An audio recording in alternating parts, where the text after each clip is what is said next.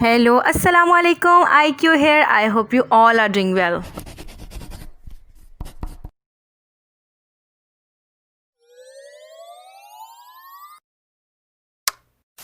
पंजाब का तारीख़ी शहर शेखुपुरा, जिसकी बुनियाद अज़ीम मुग़ल एम्परर जहांगीर ने रखी। जहांगीर की माँ उसे प्यार से शेखू बाबा कहती थी। उसी मुनासबत से इस शहर का नाम शेखुपुरा रख दिया गया।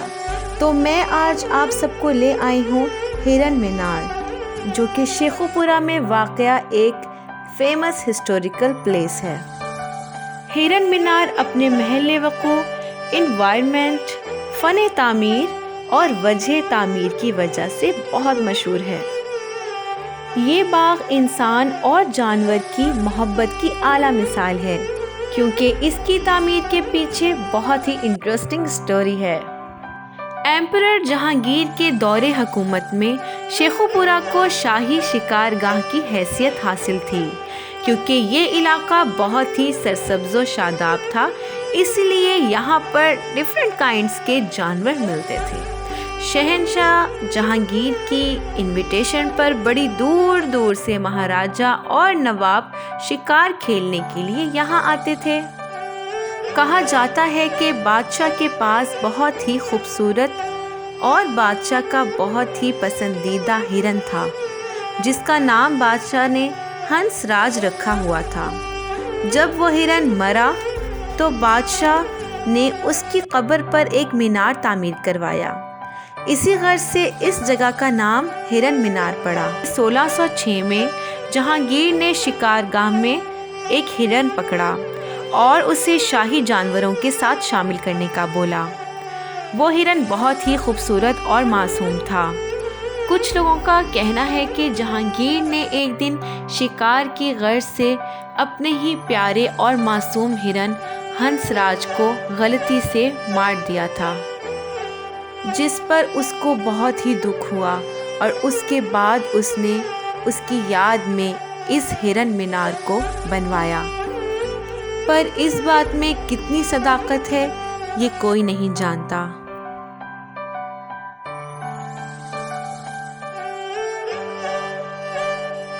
ये बिल्डिंग जो सरसब्ज़ो शादाब जंगल में मौजूद है, चारों तरफ से एक तालाब में घिरी हुई है।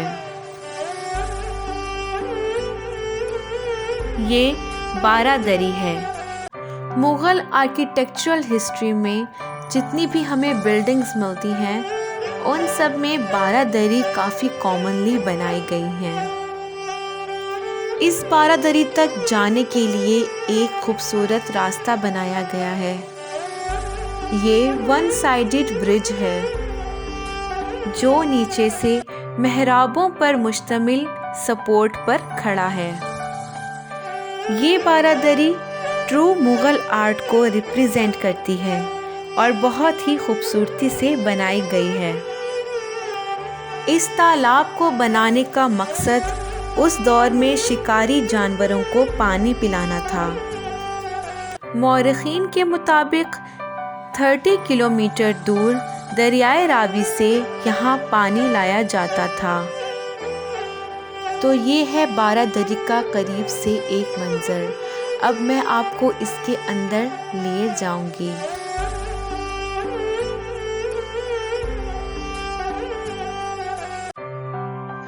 ये बारादरी के अपर पोर्शन जाने के लिए रास्ता है, जो कि इसकी खस्ता हाली की वजह से विजिटर्स के लिए अब बंद कर दिया गया है। आपको इसकी दीवारों पर जो मेहराब और मुरब्बा शक्ल की शेप्स नज़र आ रही हैं, ऐसा मालूम होता है कि इसके ऊपर भी मोज़ेक या फ्रेस्को वर्क किया गया था, जो कि अब यहाँ पर मौजूद नहीं, यहाँ से उतार लिया गया या गायब कर दिया गया। इसकी सीलिंग में अभी भी जो डेकोरेटिव वर्क है, वो इस बात की निशानदेही कर रहा है। लेकिन आप देख सकते हैं कि कितनी परफेक्शन है इन मेहराबों में। तो ये है एक पूरा ओवरव्यू, जो कि मेन बारादरी के बीचों बीच इस मुरब्बी शक्ल कमरे का है।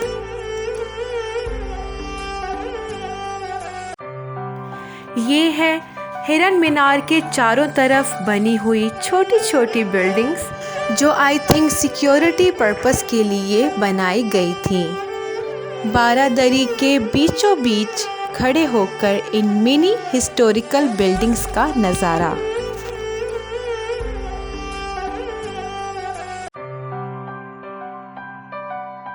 ये हिरन मीनार मुग़ल एरा का एक आला नमूना होने के साथ साथ सैरो तफरीह और सियाहत के शौकीन लोगों के लिए एक मुकम्मल तफरीह गाह है। ये एक अजीम यादगार है जो हमें कुछ वक्त के लिए उस दौर में ले जाता है। पाकिस्तान भर से एक बड़ी तादाद यहाँ पे आती है और पिकनिक मनाती है और तालाब में बोटिंग से लुत्फ़ अंदोज़ होती है। ये एंट्रेंस गेट की छत से बारादरी और तालाब का नज़ारा। तो सबको बोटिंग करता देख हमारा भी दिल किया कि क्यों ना इस हिरन मीनार की बारादरी और इस खूबसूरत मेहराबों वाले ब्रिज को करीब से और चारों तरफ से देखा जाए। तो देखिए कितनी ही खूबसूरत लग रही है ये बारादरी और बारादरी का तालाब पे पड़ता हुआ शैडो, और साथ में पाकिस्तान का झंडा लहराता हुआ।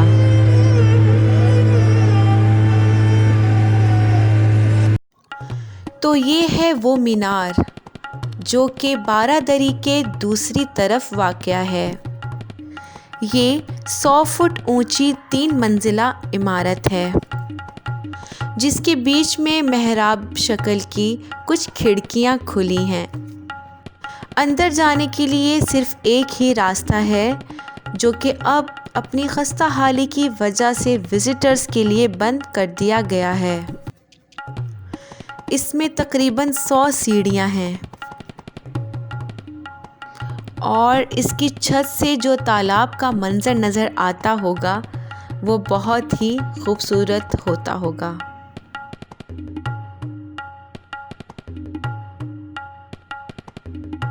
तो अब मैं आपकी बात करवाती हूँ इरफान साहब से, जो यहाँ पर सुपरवाइज़र हैं।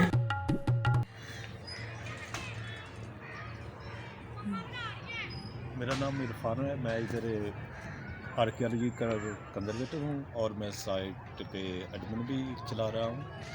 तो यहाँ पे पहले तो बहुत कम रश था। जब से ये डेवलप हुआ है हिरन मीनार, तो यहाँ बहुत तादाद में विज़िटर आ रहे हैं। ज़्यादातर जो विज़िटर हैं वो जुमा हफ्ता इतवार को आते हैं, दूसरे दिनों में कम आते हैं। इसको हिरन मीनार क्यों कहा जाता है? यहाँ बादशाह ने एक हिरन पकड़ा था और उसको उसने पाला, तो उस हिरन जो था उसका नाम था मंसराज। वो उसके साथ बहुत मनुस हो गया, तो वो उसने एक ख़ास बोली पे उसको लगाया था। जब जंगली हिरन आते थे तो वो अपना हिरन साथ छोड़ देता था, तो फिर वो मिक्स होकर जब वो उसे आवाज़ लगाता था तो जो बादशाह का हिरन था वो आगे आगे चल पड़ता था, पीछे जो जंगली हिरन आ जाते थे। फिर वो बादशाह जो था वो शिकार कर लेता था। तो बदकिस्मती से एक दफ़ा उसके अपने हिरन को तीर लग गया, तो फिर उसने मीनार के साथ उसको दफन कर दिया।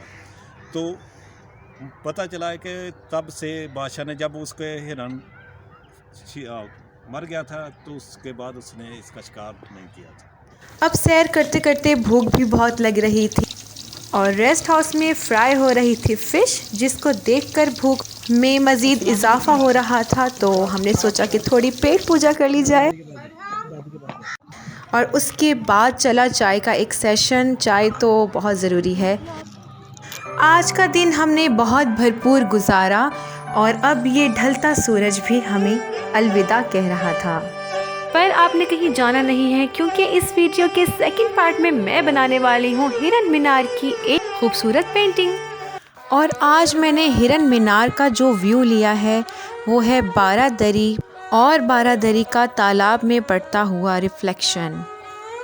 उसके साथ साथ बैकग्राउंड में आप देख सकते हैं मीनार और मीनार और बारादरी के बीच में एक छोटा सा जो पार्ट आपको शो हो रहा होगा वो है एंट्रेंस गेट, जहाँ से गुज़रते हुए हम बारादरी पर पहुँचते हैं। और जाहिर है कि तालाब है और हिस्टोरिकल आर्किटेक्चर बिल्डिंग्स हैं, तो इसलिए मैंने प्रेफरेंस दी है आज वाटर कलर को। तो वाटर कलर के साथ मैं कर रही हूँ हिरन मीनार के एक व्यू की पेंटिंग। तो सबसे पहले मैंने स्काई को येलोइश और ऑरेंजिश टोन के साथ कलर किया है और साइड्स पर कहीं कहीं ब्लू की सी टोन दी है, क्योंकि एक ढलते सूरज का मंज़र है, तो इसलिए ज़्यादा प्रोमिनेंट जो चीज़ हो रही है वो है येलो कलर आसमान पर, और वही येलो कलर और ऑरेंज कलर रिफ्लेक्ट करेगा तालाब पर। तो है ना ये एक खूबसूरत व्यू। तो सबसे पहले मैंने बैकग्राउंड पे जो थोड़ा बहुत फॉलिएज था उसको मैंने बनाया है ताकि एक कंप्लीट पेंटिंग का लुक आए। अब मैं काम कर रही हूँ बारादरी वाली बिल्डिंग के ऊपर। तो सबसे पहले मैंने रस्ट सा कलर लिया है और उसको मैं वाटर कलर के साथ अप्लाई कर रही हूँ और साथ साथ ऑकर कलर उसके साथ मर्ज करती जा रही हूँ। तो वाटर कलर में होता ये है कि हमें पहले एक टोन को पकड़ के उसके साथ काम करना होता है और वाटरी इफ़ेक्ट को फॉलो करते हुए साथ में दूसरी टोन को मिक्स करना होता है। तो इस तरह से ही मज़े का वाटर कलर टेक्सचर डेवलप होता है। अब बिल्डिंग को एक मिडल टोन देने के बाद मैं ब्राउन कलर के साथ इसको थोड़ा डार्क कलर टोन दे रही हूँ। जैसा कि आप देख सकते हैं कि उसको कलर को अप्लाई करते साथ ही एक मज़े की फीलिंग आना शुरू हो जाती है।